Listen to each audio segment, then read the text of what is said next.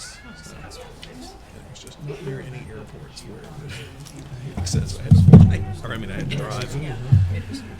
I could have it as our witnesses, and I wanted to be there next to them. They both wanted hand-holding.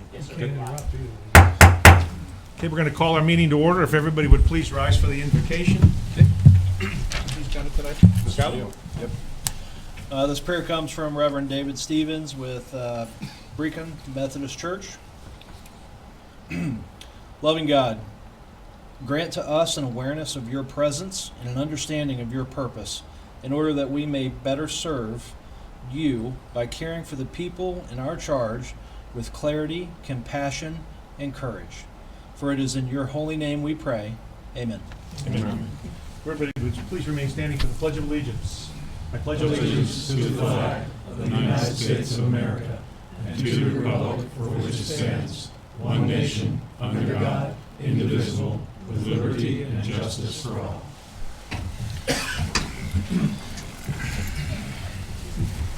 Okay.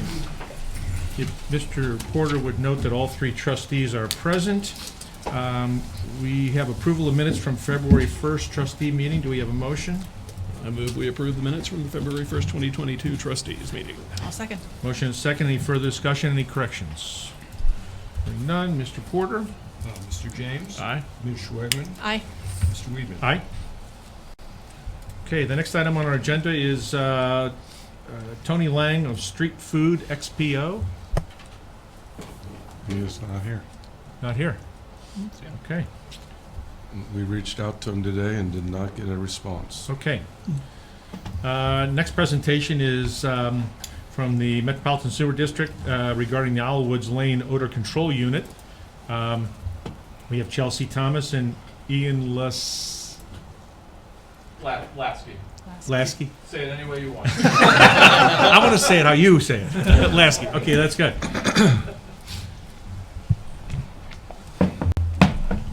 Alrighty. Well, good afternoon or good evening, sorry. My name is Chelsea Thomas. I am a project manager at the Metropolitan Sewer District of Greater Cincinnati, and today, as you mentioned, I'm going to talk about the Owlwoods Lane and Keller Road local sewer project, and particularly an odor control unit that will be installed as part of that project. So we can go to the next slide. I don't know who's running this slide. Just cue me. Okay, great. All right, so as I mentioned, it's a local sewer project, and that means that it's initiated by citizen petition, and then there's a polling process. That polling process gave us 67% of support for that project, so that means it moves forward. This project will provide sewer service to 24 single-family home parcels and 1 public worship parcel. The design will consist of mainly a low-pressure force main. There is a small portion of gravity main, which is the more common type of sewer line you would see, and that is on Keller Road. However, with the proposal of a low-pressure force main, MSD knows just from experience that they can also often be a source of odors, and so we would propose that odor control unit as part of that project. You can go to the next slide, please. Okay, what you see here is a map of the project area. The properties outlined in light blue are those that would benefit from this project. And then we also went ahead and highlighted the areas where the proposed sewers would be located. And so you see in red, there's a low pressure force main that would go down Owlwoods Lane. It would connect to another low pressure force main on Keller Road. That would connect to that small portion of gravity sewer on Keller Road, and then that will ultimately discharge to an existing sewer line on that west end of Keller Road. I think we can go to the next slide. Just to give you a little background on what low pressure force mains. So firstly, like I mentioned, the more common line you would see is a gravity line. Those utilize a consistent downward slope so that the sewage can travel by gravity down to your treatment facility. However, with different issues with topography will not allow us to do gravity lines in this area. So we are proposing low pressure force mains, and that requires you to install individual grinder pumps at each property. And that pushes the sewage through the line rather than using gravity. This is commonly, as I mentioned, used in more hilly areas or areas where we're not going to get that good consistent downward slope. And so you can see in that elevation profile down in the bottom that Keller Road is relatively hilly, and so this would be a great application for low pressure force mains, and Owlwoods Lane is very similar in the topography. We do want to note that those grinder pumps are privately owned and maintained. And as I mentioned, we know that low pressure force mains can have some odor issues, and so we are proposing that odor control unit. You can go to the next slide. We're proposing to install that in front of 8417 Alice Lane within the public right-of-way. Just to kind of describe the picture you're seeing, on one side, the area is shaded in blue. That is their private property. The area shaded in orange, that's public property. Public and private, that's all divided by the right-of-way line. And then you'll see a line highlighted in the dashed red line, and that's the edge of the pavement.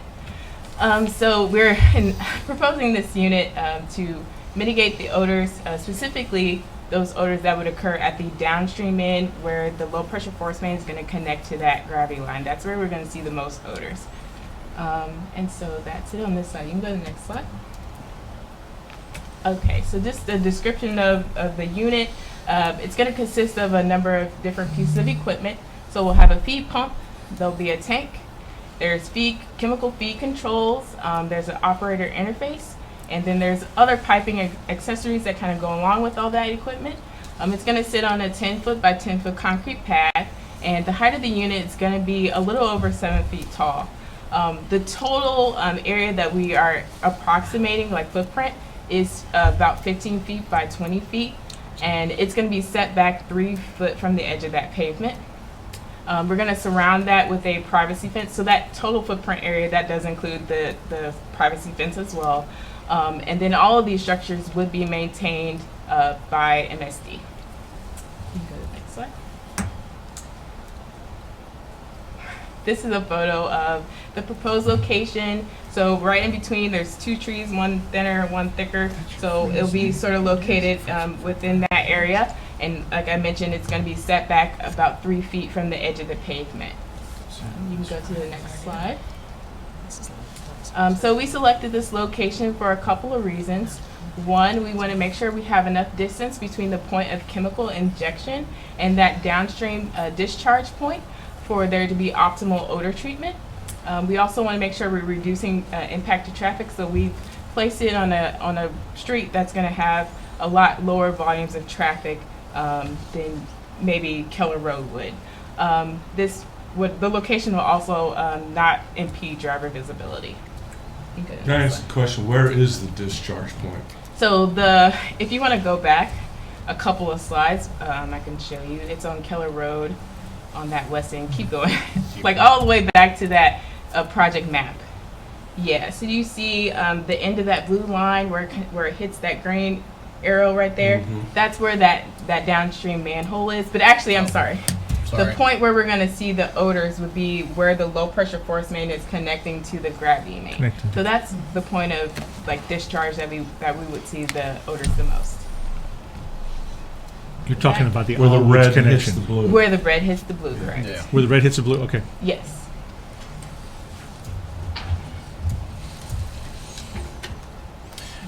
You said that's 3 feet off of edge of pavement. Yes, 3 feet from the edge of pavement. So does that allow for enough?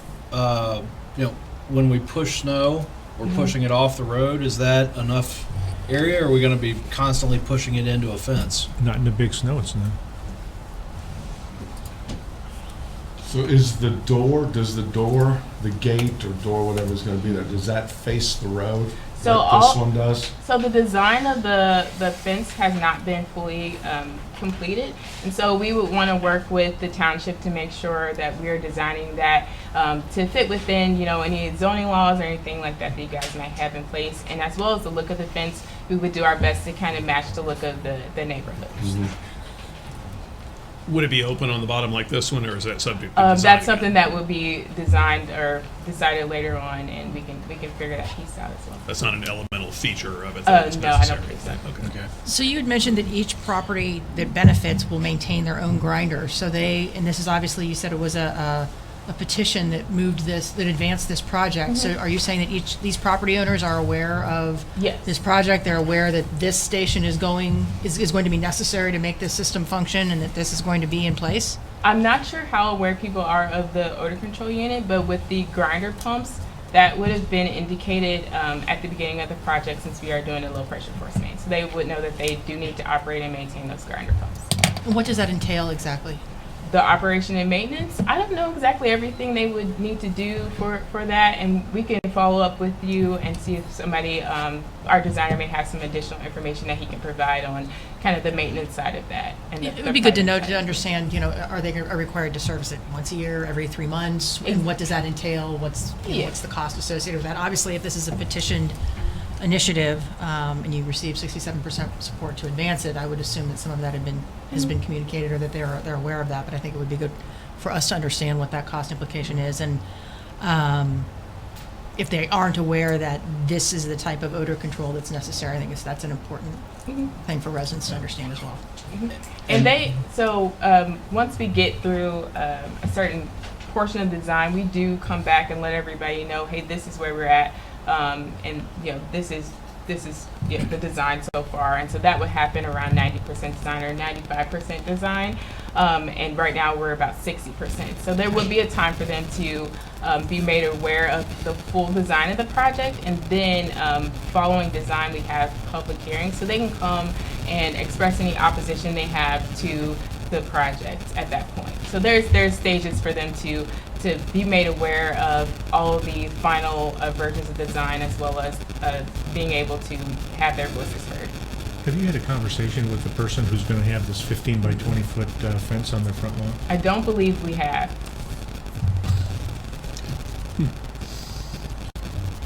That's Is an there important any more? conversation. That's a pretty important conversation. I'm shocked that Like, I believe it's because it's in right of way. Exactly. That's So another it's still. it starts with you guys for sure, and Yeah. like I mentioned, once we get further down into the design, they would be made aware that this would go in front of their home, and they can express opposition to that during the public hearing. What are the alternatives to this site, or to having it at all? There's not really too many alternatives that we've looked at right now. I mean, the alternative to being in the public right of way would be it being on private property, and so that would be more of a burden to the property owners if we went that direction. The reason why we don't want to go to Keller Road is, some of those issues that I mentioned before, which is making sure you're having optimal treatment. So you need to have the right amount of distance. And then you also, we want to make sure we're not impeding traffic. So about once a month, there will be a maintenance truck that comes by, because they have to refill those chemical tanks.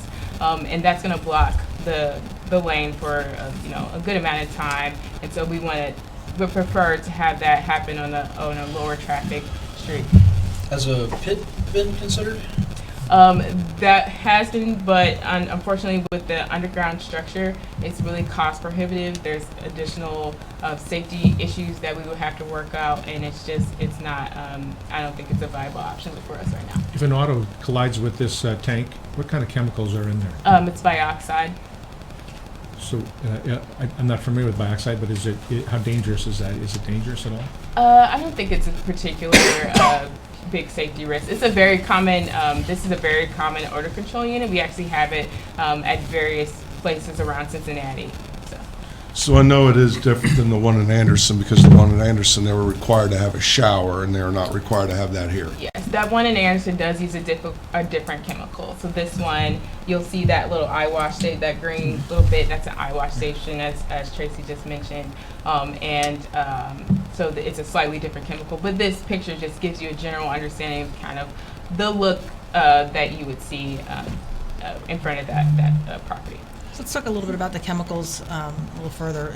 Animals, pets, small children, is this stuff toxic to them? If a dog gets under there and licks the side of that tank, is Fido going to see morning, or do we have a problem? I mean, I wouldn't advise to talk to me. I can follow up with probably some safety data sheets as well that may help you understand. I just think that's kind of something the that safety residents are concern. probably going to No, ask definitely, questions about. Absolutely, yeah. Okay. But that's the other reason why we want to have that Okay. privacy and security fence to keep every people away from all the equipment that's there. You said an alternative could be on private land as opposed to this. Yes. And the property owner might not But like the that. So Well, the question there is, would that be through an eminent domain process, or would you need to negotiate with the property It would- owner, in which case they'd be happy if they got a good price? It would be a negotiation through our right-of-way group, so we would basically need to obtain an easement from the property owner to be able to basically utilize their land for, basically a permanent amount of time, indefinite amount of time, basically. So, and then the right to enter to do any maintenance, which is coming on their property, probably once a month to fill up those chemical tanks. So that's an option, but presumably probably more expensive for MSD than putting it by the side of the road on our land. It does have an extra expense, as well as some schedule issues. Whenever you have to go through the right-of-way process, it does add a lot of time to your schedule. And then there's just the impact to the property owner. We're pushing more into their property, taking away their actual land versus doing it in the public right-of-way. So. Would this be landscaped around it at all? We can landscape around it, but there is an issue with easement. So the way, the amount of space we have around the structure is really not enough to put landscaping all the way around it. It butts up right against the right-of-way line. You could on the and so ends, we but that would need, be it. Yeah, we would need to essentially get an easement, basically to put in landscaping, because we would want to make sure we have that understanding of who is maintaining that landscaping. I have one more question about the process. You said after 90%, after the plans are 90% done, then there will be public hearings. No, sorry. Well- So once we complete our 90% design review meetings, we send out a notification letter to all of the property owners, and so they would get to see a set of drawings. The public hearings wouldn't take place until we have completed to 100% design. Okay. So we send it out to them, we let them take a look. They're able to kind of look at kind of where their laterals are lined up, things like that, and they can come back to us with any questions. And then we finalize the design. We go, if we need right-of-way, we would have to go through the right-of-way process. And then once that's done, we have our 100% designs, and then we go to the public hearing. So at the public hearing, if they have a lot of objections or they've changed their mind because of what it looks like, do they have an avenue to go down, or is this 67% vote make this a done deal? No, I think basically when we have the public hearing, they're able to have their voices heard, and then I believe that the Board of County Commissioners, they take all that information into account, and they approve or don't approve of the project moving forward after that. So. Is that thing noisy at all? No, there's no noise anticipated from this. The pumps are quite small, so it shouldn't be making a lot of noise. Yeah. Any other questions so far? All right, I think we can continue. It's fine. It's okay. Thank you. She's for like, the hold questions. on. It's a little bit more.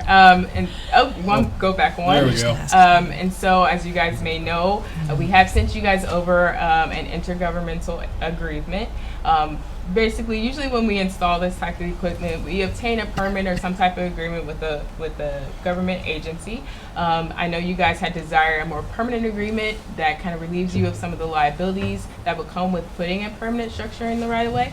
And so our legal counsel did draft IGA to memorialize all the respective rights and responsibilities of each of the parties in regards to ownership, operation, and maintenance of the unit. And so if you have any questions specific to that IGA that we did transfer over, we will refer those to our legal counsel. And if you need copies, I do have a couple of copies with me today, but I believe you have electronic versions of those. So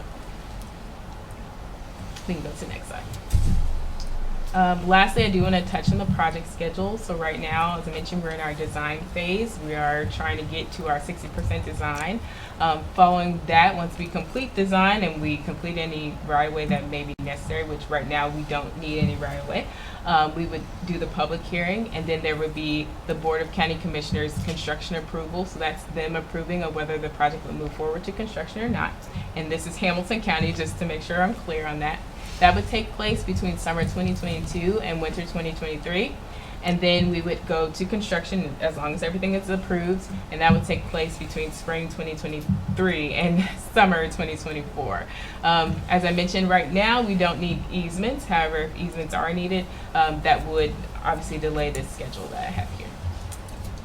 All right, so if you guys have any additional questions, I think we have some notes too of some things that we will follow up with you guys on, but any other questions? So you said you're at about 60% now, and once you get to 90% is what kind of triggers this summer to 2022 to 23. Am I understanding that correctly? So once we complete our 95% design, Right, we go to right of way if we need right of way, right. and then Then it goes after to- that it's Got it. 100% design, and then we can do the Okay. public hearings. Got it, That makes got it. sense? Thank you. Okay. Any other questions? Where are the individual grinder pumps located? So it's going to depend on the individual property. I think typically they're located in basements. Okay, so Yes. okay, so the equipment is actually inside. In, There's not yes, okay. I think there are options where someone can put their grinder pump outside. Okay. But I do believe that typically they're inside, but that's all, Right. you know, private side. They will have to bring somebody in to get those installed Yeah, themselves. it's a macerating pump, but it's essentially an oversized sump pump, right? Right. Yeah, As far as essentially, as far as yeah. the general structure, it's just macerating. And so- it's okay. grinding everything up, Yeah. so it's like a So, slurry that doesn't. Yeah. If that fails Mhm. and the homeowner is not quick to alleviate the issue, the problem is going to be in their house, Yep. not okay. Yeah, Yes, it it's will. it's a private side. Yeah, they you know they that. operate I know and that. maintain. Yeah, yeah. That's part of what Trustee Tracy was alluding to, is there are O&M associated with these units. Sure. But, you know, we're kind of limited in our design scope because of lack of gravity options. And it's not big enough to install a huge pump station, which no one really likes either. But Right. the best option in these particular instances are these small little force main Yeah. where people own and operate, kind of like a septic tank, Sure. but now it's a pump. So, along those lines, you had mentioned that this was a petition, and 67% of the property owners approved it, which allowed this project to advance. Mm-hmm.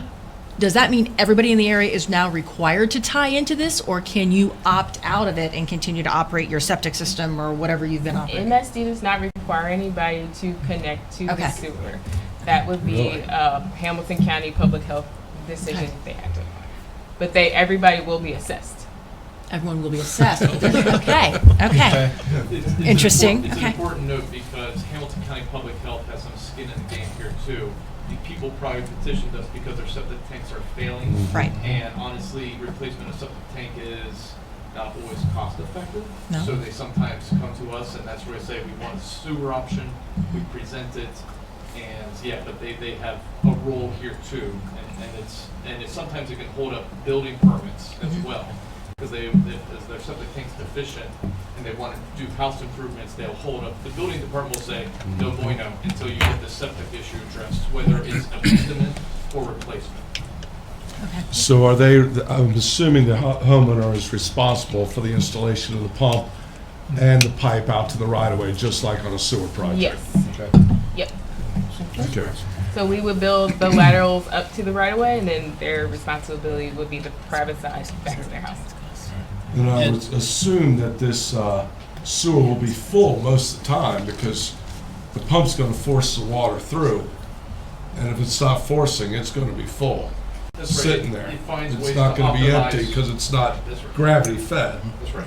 And that's one of the reasons why we need odor control, because oftentimes sewage would kind of sit until another pump from another house kind of turns on. And Right. so, that can turn into like a septic environment, and that's where bacteria builds up and we start getting those odors. And so that's why we recommend an odor control with these types of systems. So another question, power outages over there may be rarer than they are in Heitmeyer, where they seem to happen every week over here. But what happens if the power does go out for some extended period of time? Is there a backup generator to keep the pump flowing? For the odor control unit, I will have to check in with our designer and see if we have backup power for the generator. I'll follow up on that. Yeah. Based on the discussion I had today of our treatment people, there's no backup power associated with those units. We typically associate with pump stations because those are mostly It's about capacity and, you know, needing to get the poop out of the system. Yeah. Sorry for lack of a glorious term there. But the main issue is just making sure that flow is going to the system. And that's on the property owners and the power situation there. Not necessarily, odor's not so much the issue. It's more or less making sure flow keeps maintained. Yeah, if there's no power, that odor is going to be the least of their concern. Right. Yeah. I agree. That's That's Because they're not going to have Yeah. sewage Yeah. if there's a power outage. The odor outside isn't going to be an And issue. so without holding your feet to the flame about an actual number, what's the cost comparison between this above ground structure and an in ground structure? I mean, are we talking?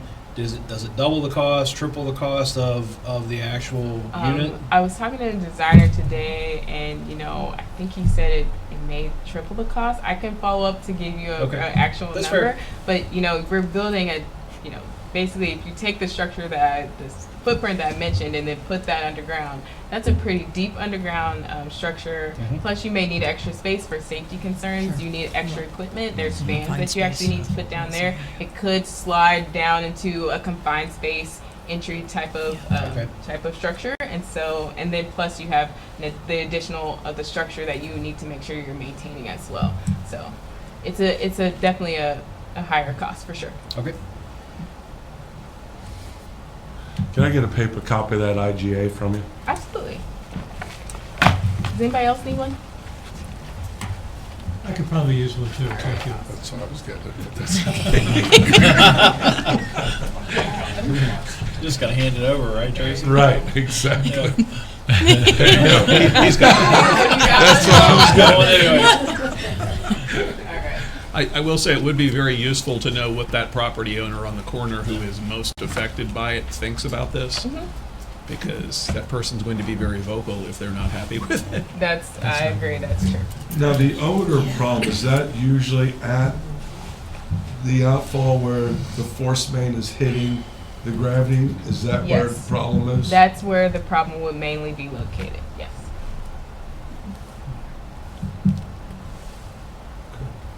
Yeah, I think Skylar, can you go back to that? I was already. You're already on it, weren't you? The detail or the larger scale? The map. Okay.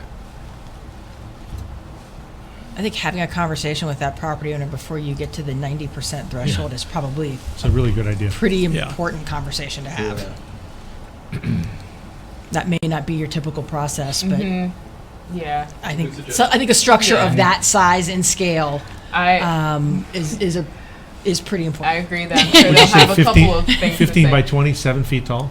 That is approximate. The 15 by 20 feet, that's an approximate amount because, like I said, everything's not fully designed. We're only at 60% design, but that's the approximate size. And then the 7 feet tall, I think that's pretty decided, but that's the height of all the equipment Yep. and not necessarily the height of the fence. Right. Right. It's probably a 9 foot, maybe 10 foot fence. Do you guys typically install ballards, Yeah.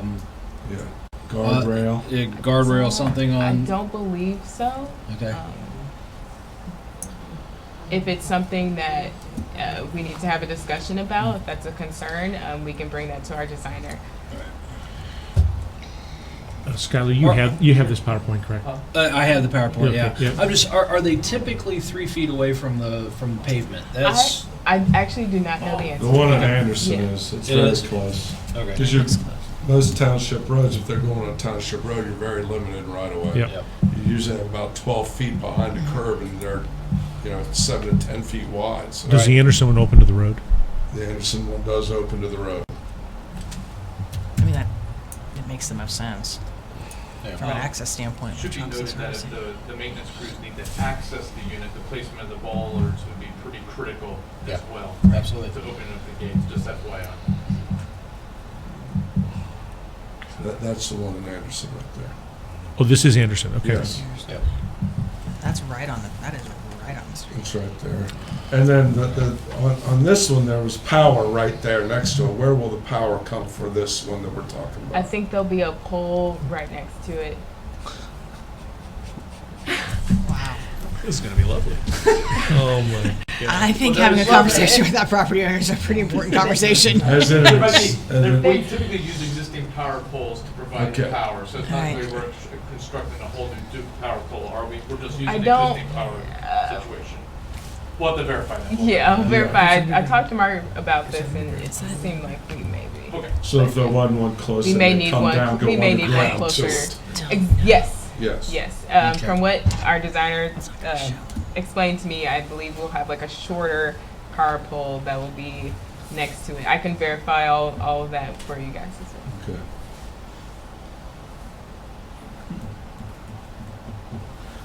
Anybody else have any other questions? Larry may have a few after he reads it. And I'll talk to your lawyer about it. Okay, that's I prefer that. Thank you. Thank you, appreciate Thank it. you, All right, Chelsea. thank you guys. Appreciate You guys it. have a Thank great you. evening. Thanks. Thanks for coming out. Okay, next item on the agenda is public comments. Do we have anybody signed up? Yes, sir, we do. We have Mr. Chris Vergelak. Okay.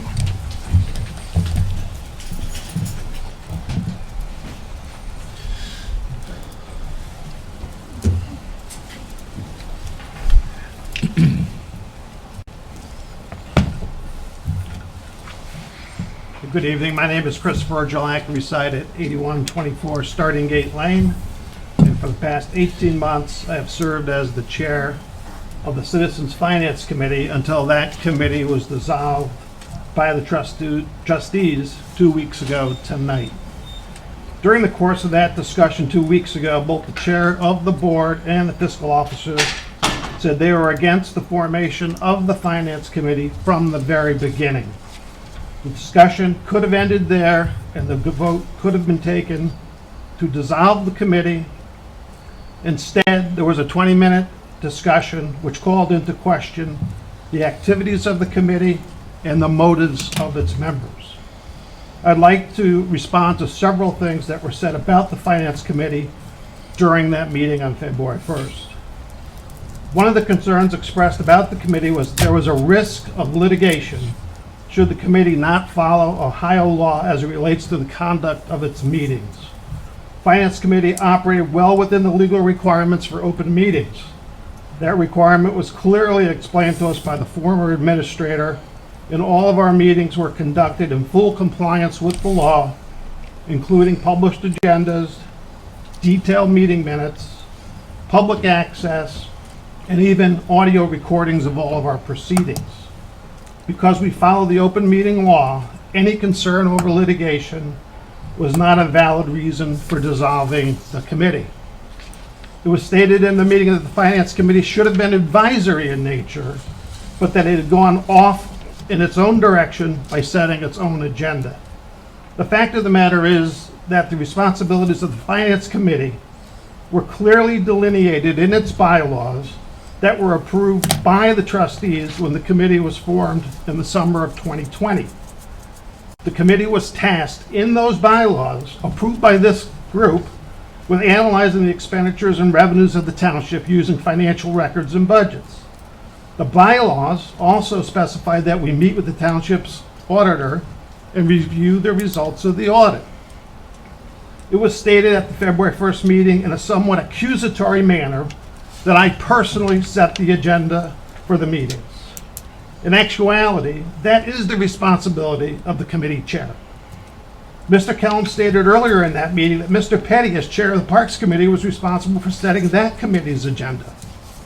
It's also very clear that the chair of this board sets the agenda for this body. Why should the responsibility for setting the agenda for the Finance Committee be any different?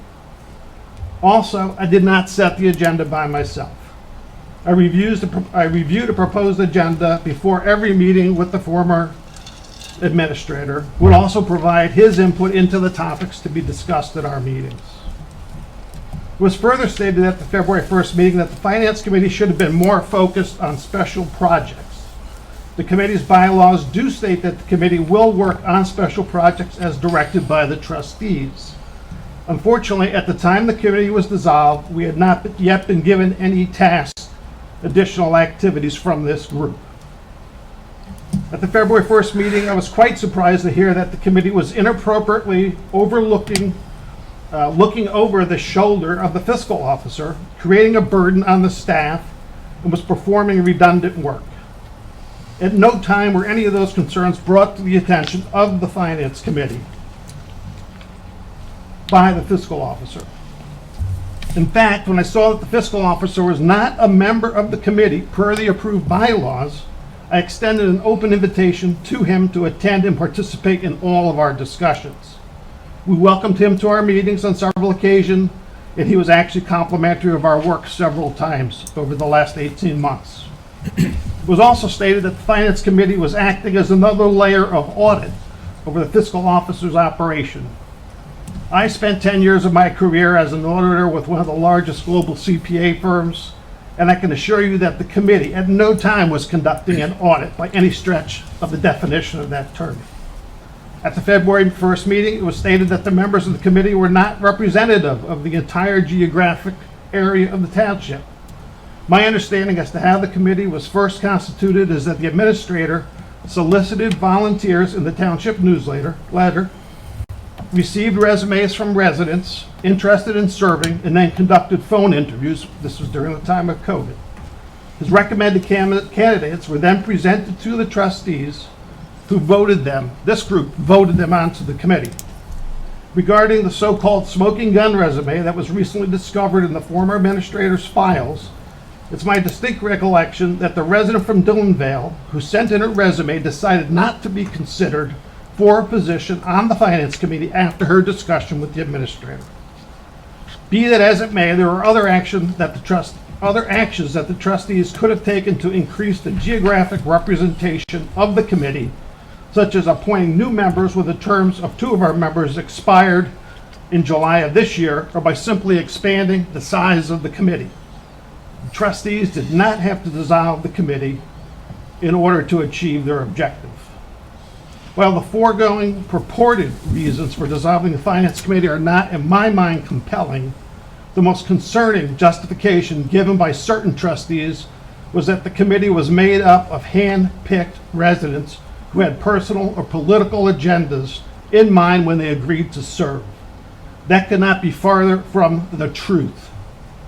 I challenge anyone to go back and either read the minutes of our meetings or listen to the audio recordings and find one instance in our deliberations where a personal or political agenda was being proposed, considered, or acted upon. The chair of this board's comments regarding an implied pay-for-play arrangement regarding the appointment of one of our committee members is so preposterous that I'm not even going to comment on it any further. Certain trustees and the fiscal officer concluded their comments regarding the dissolving of the committee by recommending that the prior members of the committee reapply as candidates for the planned reconstituted Finance Committee. I found that comment to be personally offensive and possibly an attempt at some level of face-saving on the part of those who made it. Why take action to dissolve an active, effective committee and yet ask the same residents to reapply? Who would want to serve on a township finance committee that is not empowered to review monthly financial results, budgets, and audit results, whose recommendations are disregarded, and whose past activities are characterized as being politically motivated? I cannot speak for the others who served on the committee, but after this experience, I currently have no interest in serving on a finance committee in Sycamore Township. Finally, I've come to realize that there are basically two types of concerned citizens in Sycamore Township.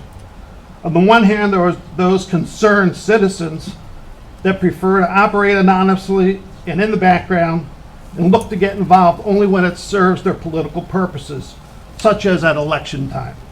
On the other hand, there are concerned citizens in this township who freely volunteer their time and talent to serve on committees, and attend meetings in order to serve the community and their fellow residents. I'm pleased to say that the members of the Finance Committee clearly fall into that latter group. It was an honor and a privilege to serve on the committee with all of them. I'll simply end my comments tonight by thanking Trustee James for his support of the Finance Committee and for his service to the residents of the township. Good evening. Thank you, Mr. Virgilak. Thank you, Chris. Anybody else? No, sir. Okay. I would like to add for the record, just since this came up in his comments, that the Dillonvale resume that was mentioned in the last meeting, you might have seen after the meeting, you actually got it by email in May of Yeah, 2020. I checked, I didn't have it, but I had not seen that until it was brought to my attention by staff most recently. Well, for the public's reference, it was circulated to all the trustees, and as Mr. Virgilak noted, the applicant from Dillonvale withdrew her application, and unfortunately wasn't on the committee, but I understand from what Mr. Kellums has indicated more recently, she is interested She in is interested. serving in a reconstituted one, so if we do reform the committee, and I understand it's the board's desire to do that, I hope she applies and is qualified to serve. Yeah, just while you're making comments on Mr. Virgilak's comments, I'm going to go ahead and make one as well. I said a lot of things at the February 1st meeting, but one thing I did not say was I was opposed to a finance committee at all. I said I thought it was a good idea to have a finance committee, and that we would create bylaws to have them do what the trustees want them to do. I never said that I was opposed to a finance committee. What I did say was I voted no on this finance committee because it was totally misrepresentative of our entire population, and it was all put together in a 5-week span. I'm not sure why we had to rush through in 5 weeks to put this group together, but it was put together in a 5-week period, and we had 3 people from one neighborhood. I think we have 4 people total out of 5 from Kenwood. Nobody from Dillonvale at all, which is 40% of our population. That's bad. That's bad representation. Our new committee will have representation from all the neighborhoods in our township, because I think that's extremely important. So I'm done with comments on that. Let's get moving on. We thank forming it, Mr. though. Virgilak for his service and wish him the best. Sheriff Patrol report. Mike? Nothing tonight, but I would like to pass along all the guys' thanks to Mr. Kellum's crews for all their hard work the last week. That was a big storm, and you guys did a great job. Thank you. I'll pass that along. Okay, any questions? EMS Fire Chief. We had, Tracy and I had a meeting with Kevin Robbins that is doing the design for the HVAC system at the north. And we sat down with him, and he's got a very nice plan put together, some drawings. We did have to have it modified a little bit, so he's working on that now, and then tomorrow we're meeting with him again to do the finalization. We're hoping to have the complete drawing and some pricing to bring to the board for the next meeting. Okay. And then the only other thing I have is the OTARMA grant. We did get awarded $1,000 on that from 2021, and we're using it to buy a thermal imaging camera for the trucks. And now we got a 2022 one, so we're going to apply for another one. Okay, That's all I got. great. Any questions? Next item up is Roads Maintenance and Recreation Report, Mr. Kellums. Just following up with what Chief said, our crews did a great job. That was one of the toughest storms we've ever had in my tenure here, and it was an expensive storm too. I mean, we went through over 300 tons of salt in one storm because it just wouldn't stop. So, luckily we have enough guys that we can run 2 shifts. So they worked around the clock till it was cleaned up. So they did a great job. The only other thing I have is a resolution for a road program.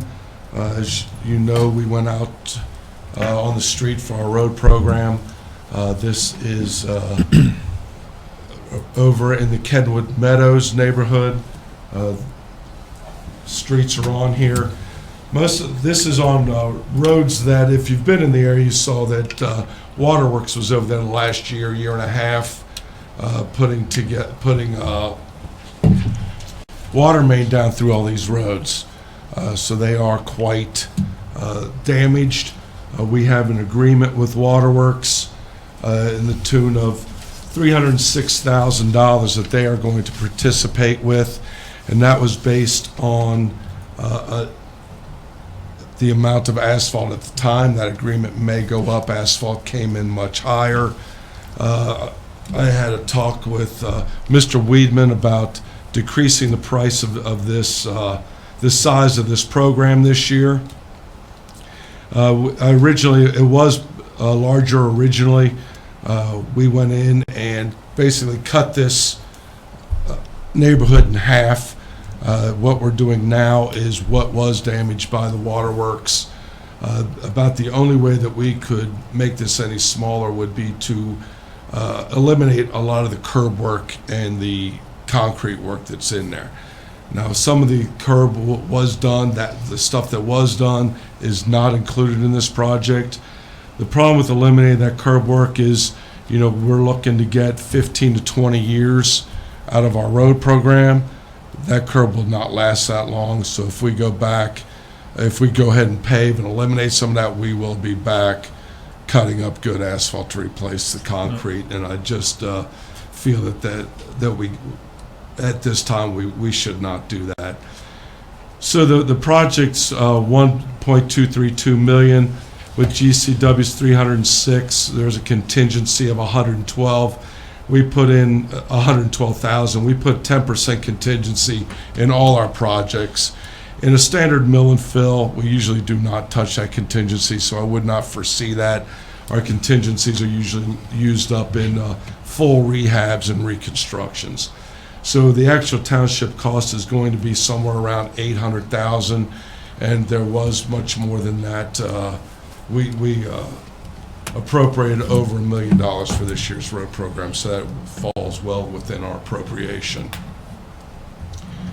So with all that being said, I would like to read a resolution authorizing a contract for the 2022 road improvement program and dispensing with the second reading. I move we approve the resolution as presented. I'll second that. Motion and a second. Any further discussion? Tracy, I think I agree with you on the curb work. I think that for us to not do the curb work in conjunction with the mill and fill, that we're going to create new problems somewhere down the road. So I agree with that, and I appreciate you getting the cost of the reducing the budget on this one as well. So did good. You did a good job. I have no other comments. Anybody else? Okay, Mr. Porter. Mr. James? Aye. Ms. Schwegman? Aye. Mr. Weedman? Aye. Tracy, anything else? No, sir, not on the roads. And this is for Pru's Construction, so as you know, we've used them many Yep. times. And very good contractor. Tracy, I do have a roads-related question for you and the chief, and maybe for Mr. Miller also. I don't know if you've had a chance to discuss this after I mentioned it to Skylar after our last meeting, but we'd looked last year at possibly putting a no parking zone on a portion of Charter Oak Drive. And Chief, you were able to talk to a resident whose truck was the main obstacle there, and that got moved. But over the last year, there's been a lot of traffic stacked up across the street from each other or immediately like corner to corner on cars, restricting the traffic flow through there still. I think we may need to look at that. And I hate to say that. Those are my neighbors. I drive through there every day, and I know people aren't going to be happy if we do that. Are they But parking on both sides? they're parking on both sides again, and the problem really is the side opposite where the hydrants are, which is know. not the usual one, but because of the Tree. lay of it and all that there, we may need to look at the side opposite the hydrants. And the hydrant itself that would be most affected is actually between two driveways, and nobody parks there, so it would never be blocked on that side anyway. I don't know if we need to move ahead with it, or if you might want to take a look and Well, chat with some people again. It's, to do a no parking opposite of the hydrant would fall under the township just wanting to do that. The only Yeah. authority the fire department would have is on the hydrant side. So. Which is the way we almost always do it because of that reason, because it falls under the safety services. And there's, as you know, because it's your neighborhood, there's a lot of people that park on that side. There's only sporadic parking on the other side, but if we're going to do a fire lane, I believe it needs to be on the hydrant side. I agree. Well, the problem with the hydrant side, this is what I mentioned before, and it'd be easier to see with a map there, I think, but people come in off of Kugler Mill Road, entering on Charter Oak, on the side where the hydrants are, pretty rapidly, and the road's not that wide already. With traffic coming out, they might be heading face on into people coming down the other side, the way it's oriented, comes up to a curve also. It's hard to envision without looking at it, I think, but I think it's actually less safe if we do it on the hydrant side, because you're going to be stacking more cars on the other side. So as people are exiting the neighborhood to Kugler Mill, they're going to be pushed to the middle of the road as people are coming around from kind of a blind curve, crossing 71 and turning in the neighborhood. And there's a lot of traffic that does that. But if it's on the hydrant side, the people coming in fast are going to be on the opposite side of the road. I would say Yeah, that's less safe. That's how it's been for a long time, I guess, because Yeah. habitually people have parked on that side of the road. The parking on the other side has been a much more recent problem. It's been the last couple of years where people actually started doing it. Before that, it seemed like for the last 20 years they never did. Right. I mean, somebody's going to be left to center, Yeah. no matter which Yeah, side yeah, you put it yeah, on. Yep. yeah. It makes the most sense to stay on the hydrant side for sure. I mean, wouldn't you agree with that, Chief? Well, that would be the reason we would do it. Yeah. Would be to keep hydrants clear. There is some guidelines in the ORC on how many feet from intersections that you can control that traffic flow to, so that might be something to look at. Yeah. The hard part is at that bend there's no stop sign when you're coming in. And so Right. you come in hot Right. and you're going, and all of a sudden you're on the bend and bang, you're staring right into the grill of an oncoming car. And, I'm agnostic as to which side, and I think, But you drive through the problem all the time too, like me. I mean, it exists. Yeah. I come in the other side more frequently, but that is a problem corner without question. And I I will would- leave it at that. I mean, I don't experience it daily like you do, but it is. You know, It's a we have challenge. done this on both sides. It's just that the one side would be no parking anytime. Right. It would not be a fire lane. Right. The fire lane would be on the side where the hydrant is.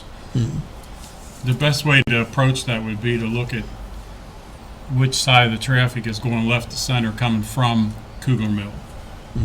Because that would be the faster traffic, and Right. it is a quicker approach to those parked cars coming off of Kugler Mill than coming around the bend off of. So we could look at it that way too. Well, can you guys take a look at it again and make Yep. some recommendations? I've had neighbors contact me about it. Yeah, we can. I've been kind of closing my eyes to the problem, thinking I don't want to have to do anything about this, but other people are complaining about it. So, Okay. We'll take a look at that. thank you. Anything else? Planning and zoning report, Mr. Miller. I'll be very brief. Last night's scheduled zoning commission meeting was canceled last week due to the applicant's request to table. After sitting down and reviewing the site design with the property owner representative and their design engineer, there were some deficiencies, questions. I didn't feel it was complete enough to have a full review by zoning commission, and based on that conversation, they withdrew it. Well, they didn't withdraw it. They asked to table it so that they could be better prepared for a March meeting. So they are planning to come back in March for that PUD2 review. This is the old grader site, tire So discounters. yeah, this is so Tire Discounters acquired the old grader site. Essentially, they are proposing to raise both buildings and build a new their new prototypical building on that site. And they're looking forward to having a long-term presence in the Kenwood area for the future. And their commitment is also to take that billboard down, which is great. Yes, the plan, I can say that, the billboard is certainly coming down, no matter how they adjust this plan. Either that or it's right in the middle of their building. or the parking lot, yeah, so.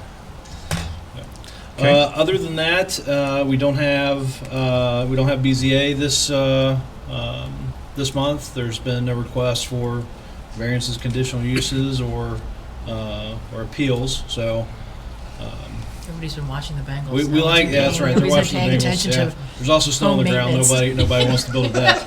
So the new tax amendments that the trustees approved, those actually, I think, officially go into effect later this week on the 18th. Okay. So that's all I have. Any questions? Law Director report. Larry? I have nothing to report. Okay. Administrator report. Mr. Kellums. So the first thing I have is a contract with ESP. Our existing contract expires the end of this month, so we need a new contract starting off in March. Ms. Gunderson put this together with a new contract along with the new pricing sheet. I believe it was sent out to everyone. So we have a resolution authorizing a contract with ESP Media LLC for video production services. I move we approve the resolution as presented. I'll second. Motion is second. Any further discussion? I would just say ESP has done a wonderful job for us the last couple of years, and they're a Absolutely. township-based business also, and look forward to continuing to work with them if we approve this. I agree. Great job, guys. Mr. Porter? Mr. James? Aye. Ms. Schwegman? Aye. Mr. Weedman? Aye.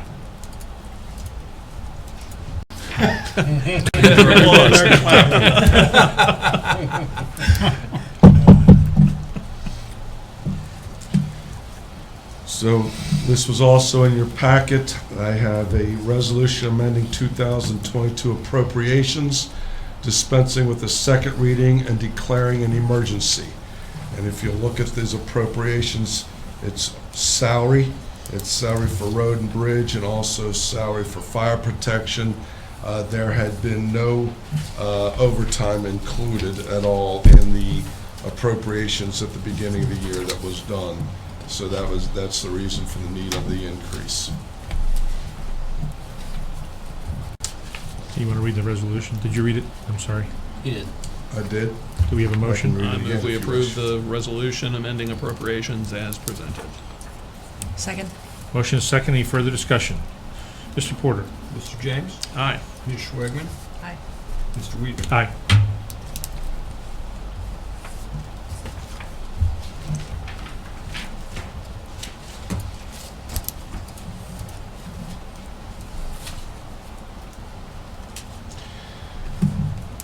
Next, we have a resolution authorizing a direct transfer of funds to the CIC. There was nothing appropriated or transferred over at the beginning of this year. Everything that we've been using so far was left over from last year. So we need to transfer some more funds in order for the grant program to continue. So I have a resolution authorizing and directing transfer of funds for economic development purpose to Sycamore Township CIC Incorporated, the designated Community Improvement Corporation of Sycamore Township, and dispensing with the second reading. I move that we approve the resolution as presented. Larry, I don't know if I can, I guess I can. I'm not on the CIC, but I can certainly Yes, you can. I can certainly approve funds being transferred to them. Is that Yes. correct? Okay. Yeah. I'll second then. Motion is second. Any further discussion? Mr. Porter? Mr. James? Aye. Ms. Schwegman? Aye. Mr. Weedman? Aye. Tracy, do you know how much how much in grants we've issued so far this year? I do now. Okay. I can get that number for you, though. Okay. Purchase orders over 5,000. Looks like we have 3. Yes, we have 3. And these have all had money appropriated for them. So the first one is 22-165-1 to Likens Energy Solutions. This is for fuel for the police department. This is for $6,231.52. The second one is to W.A. Jones. We had purchased a service body earlier in the year, and this is to outfit with the drawers. This is a service body for the mechanic. This is 22-197 for $9,158.66.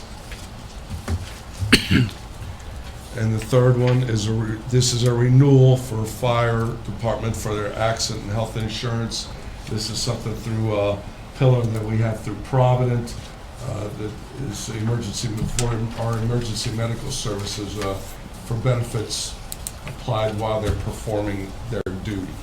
So this is a 3-year renewal. This is this is 1 year dollar amount here, but it's the same amount for 3 years. It's locked in for 3 years.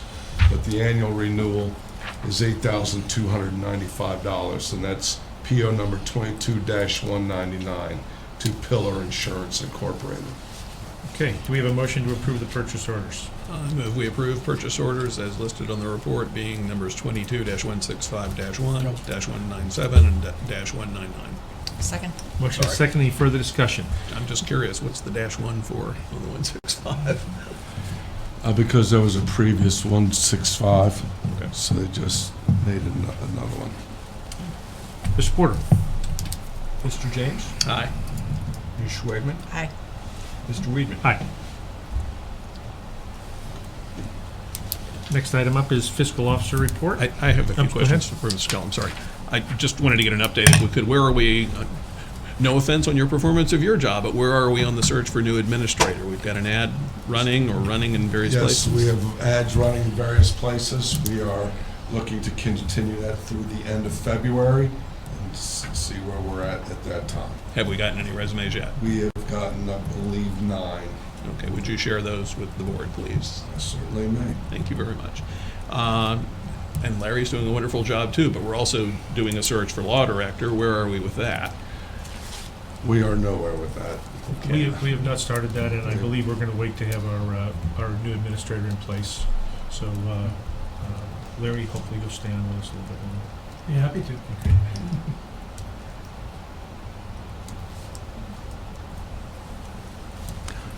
One other question. I see we have a letter on our website from Dynegy now explaining something about the second cards going out. I don't know if you have any information beyond that, Tracy, but I've gotten questions from people again wondering why they got a second gift card from Dynegy in the mail. We were discussing that before the meeting began here. Actually, I've gotten a second one at I home. have too. This one states an amount on it. I understand from the letter they gave us that's apparently a replacement for the original card, so you don't get to spend both if there's money on both, I Right, don't according think. to the letter, and that's all I know also from the letter. Yeah. Now, I had gotten an email that I forwarded on to Mr. Dieters, and he is going to respond to that. Okay, that's good. And just for the public's reference, if anyone's interested, I know Mrs. Schwegman said that she tried to use hers at first and it didn't work, and then she asked the cashier at Kroger to enter the exact amount that she knew was on the card, and then it did work.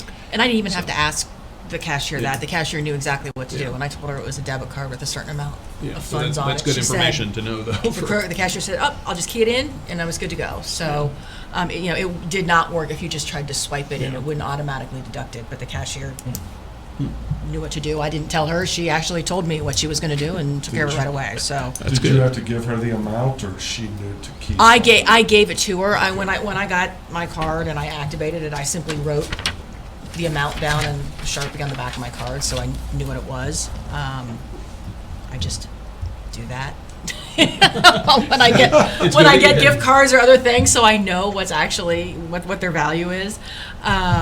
So I happened to know what the amount was when I went into Kroger's, and I said, "Well, this is what it's worth." She said, "Oh, I got it. I'll key it in," and it was fine, and it worked just fine.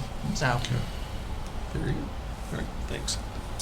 and I think I did throw away my first one, just for the record, because this is the only one I think I got, and apparently this is the replacement. So I think we did. I think was our good house did news. throw away the first one. So. Okay, fiscal officer report, Mr. Porter. Yes, we had cash receipts of $140,892.97. Checks in the amount of $1,038,480.10. A complete listing of all receipts and disbursements is available in the packet. Okay, do we have a motion to approve? Motion to approve. I'll second. Motion is second. Any further Yeah, discussion? Mr. Porter, would you repeat the amount coming in again? I didn't jot it down. Coming in, Yes, $140,892.97. thank you. Mr. Porter? Mr. James, Aye. Ms. Schwagman, Aye. Mr. Weedman. Aye. Next item is trustee comment. I'm sorry, I have fiscal questions, actually, if I may. Mr. Porter, I know there was some computer glitch that Debbie Campbell had this month, which didn't enable her to do an end of January report, so we could have the monthly comparison report. So we have one from February 9th, I guess, with numbers up through there. And I think I talked to Mr. Kellums, and we're going to try to make sure from now on we'll get them done at the end of the month. But I think we should make that a priority, so we have a monthly comparison that no matter what, when the end of one month is entered, before the next one has any transactions entered, let's generate a report if there's not a way to do a date-limited report in bucks. However, I still can't believe there's not a way to do a date-limited report in bucks if it's an accounting system tracking transactions by date and amount and in and out. There's got to be a way to do it. But if we can't find that way, or we have to pay for some module to do it that we don't have, let's at least make it a priority at the end of the month to do that before we enter new transactions. Can we do that? Yes, it would already agree. I think is. It that's- would have been I done think, this yeah. month if it wasn't for Yeah. computer problems. It would have been done. And things happen. The other question I have is that, so the reports we got this month, we got the appropriation fund revenue report through February 9th, and we got a bank reconciliation report. And I took a look at those. That's not quite the full set of reports we were getting before. I know we're in transition to the accounting system, and I'm not complaining about bucks. We want it to work. I want valid information here. But, Mr. Porter, did you review the reports I that did. we all got? Did you have Yes. any concerns about them? Yeah, I did, and they're being addressed. What was the concern? One, the main concern was the beginning balance On which report? on the one that sets out what's spent to date and that kind of thing. The bank reconciliation or the? No, not the bank.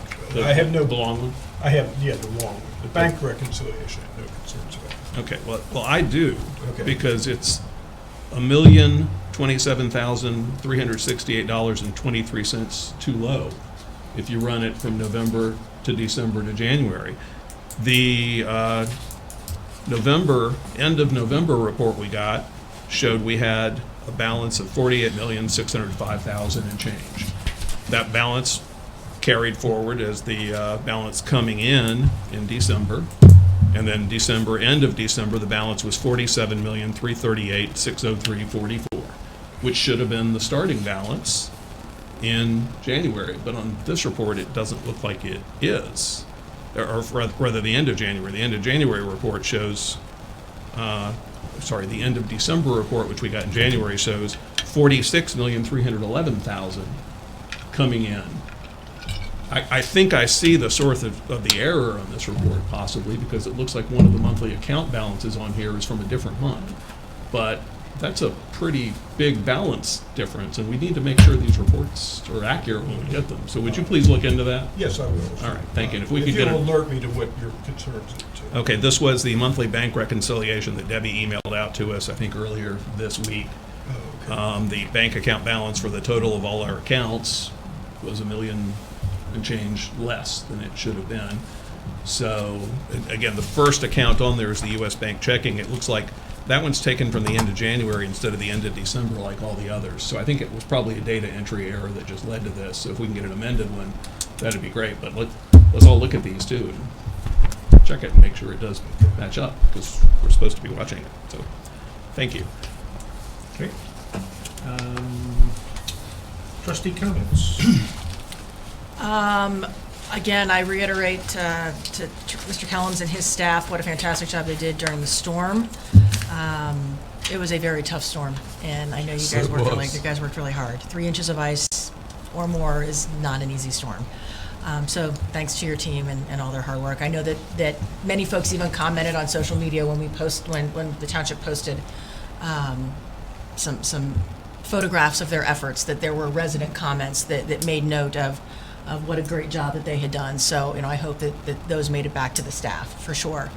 I also want to thank ESP Media for all they've done, and glad that they're back for another year. I think you provide a valuable service to our residents in making these meetings not only available in real time, but in perpetuity as well. So it's a valuable public service, and it's important that folks have the ability to watch these meetings and participate in whatever level they can. And if they can't be here, there's other ways for them to access it. So thanks for all you do. We're glad to have you on board for another year.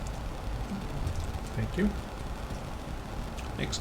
Let me add to what Tracy said there. Your guys did a fantastic job for that storm, and I had a way to compare some of it too. My daughter and I went down to Clifton to UC over the weekend during that storm, and you'd think no one had cleared anything in the city of Cincinnati on some of their busiest roads. It was a terrible mess down there, and our roads were crystal clear throughout the township. So what a dramatic difference. And so your guys do fantastic work with that. Were they out at all during the Super Bowl? Did they have to go out and do anything then too, with the snow coming down? Yes, they were. That's a big sacrifice, I know. So, we all got home safely because of that, and so that's good. I wasn't in the snow. You weren't able to- well, yeah, you- well, It was 85 degrees where I was. oh, really? So you did make it out there? Yeah. Oh, congratulations. Very good. So anyway, yeah, pass on from the entire board. I We definitely really will. appreciate what they do. They work very hard. Yeah, and I'll add to what Tracy said also. ESP Media is a family-run business located here in the township. Does great things for local sports and for various governments, including our township. There's a nice guy standing in the back of the room here named Elliot, who's operating a camera right now, who just blinked funny when he heard me mention his name. And his dad, I think, is in the back room back there. And we get great results from what they do, so we really appreciate all that goes on. They are paid to do this for the township, and they do an exceptional job with what they do. We have some people who do things for the township who don't get paid, too. They're volunteers on our committees. Our zoning committee is paid, our Board of Zoning Appeals is paid, but our finance committee and park committees weren't paid. Those are volunteers, and those are people who put in time and do work for us, or did work for us. And I want to express my appreciation to all of them for all they have done during that time. I know it may be frustrating to see changes in those committees. I hope we are able to move forward and have people involved in them. We appreciate the work where people with skills, professional skills, will volunteer that to the township to help out their fellow citizens. Volunteers who do things like that should never be denigrated for what they do. They should be appreciated. So I want to say we appreciate that. Thank you very much. That's all I got. Okay. Announcement changes. President's Day, Monday, February 21st. Township offices will be closed. As Skylar has said before, the BZA meeting on Wednesday, February 23rd was canceled due to lack of an agenda. And for all the other changes, please see our calendar on our website. We do have a request for executive session. So I'm going to make a motion to adjourn into executive session with the Township Law Director as permitted by Ohio Revised Code Section 121.22 G1 to consider the employment of a public employee or official, and as permitted by Ohio Revised Code, Ohio Revised Code Section 121.22 G3 to discuss imminent litigation. Do we have a second? Second. Motion is second. Any further discussion? Mr. Porter. Mr. James? Aye. Ms. Schwegman? Aye. Mr. Weaver? Aye. And who would you like in this order?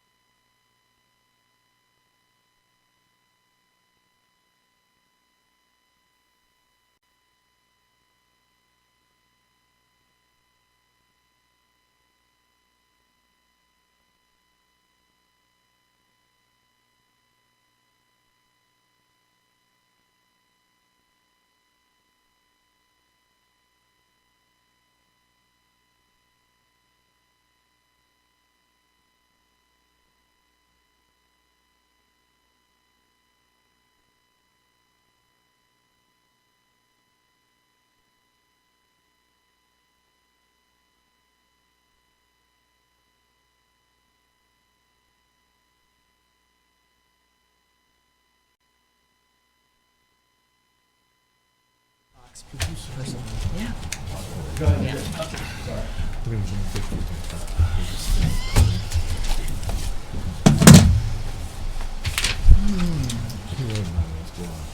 Oh, really? You can't make this stuff up.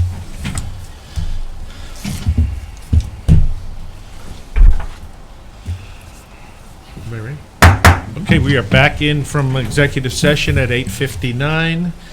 Roll call, Mr. Porter. Mr. James, I am here. Ms. Schwegman, Present. Mr. Weedman. Present. Any additional business? Mr. Kellums? So we would need a motion to hire Tony Perkins. We don't have a resolution. We do for salary. Okay. I move that we hire Tony Perkins for the position of road inspector. Is that the? Correct. Okay. I'll second that. Motion second. Any further discussion? Mr. Porter? Mr. James, Aye. Ms. Schwegman, Aye.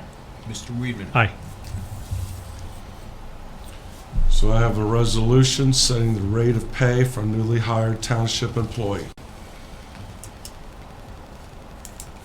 Any motion? Can we see it? Do you have that? I don't, do I have that? I believe you do. Did Beth give that to me?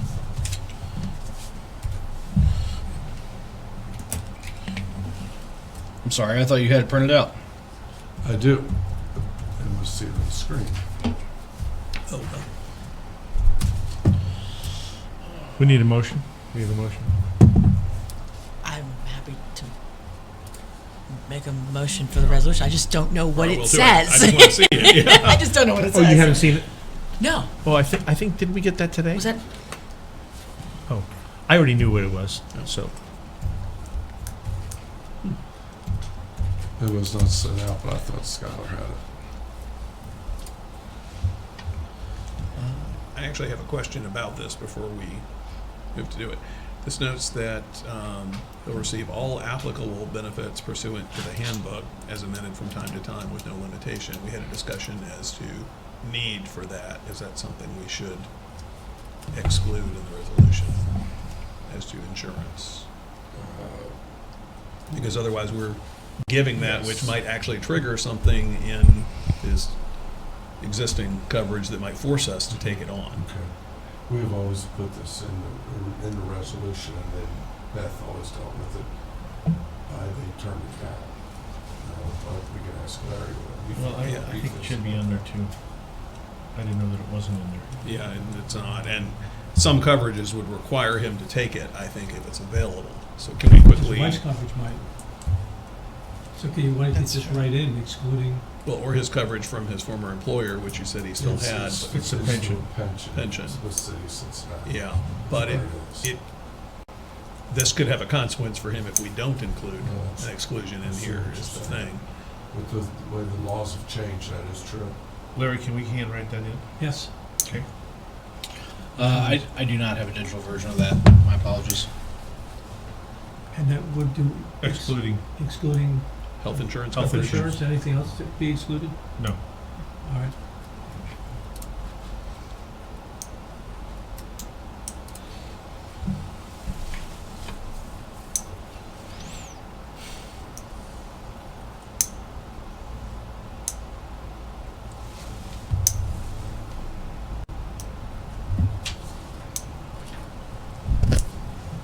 Tracy, you can see that too.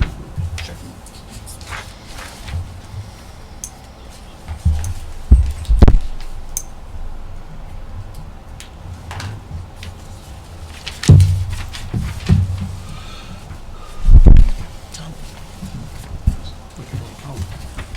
I'll move that we approve a resolution setting the rate of pay for a newly hired township employee, namely Tony Perkins, at $70,000 per year as specified in the resolution. Okay, motion, we have a second? A second. Motion second, any further discussion? Mr. Porter? Mr. James, Aye. Ms. Schwegman, Aye. Mr. Weedman. Aye. And if there is no other business, I'll make a motion to adjourn. I'll second. Motion is second, all in favor? Aye. Aye, we are adjourned.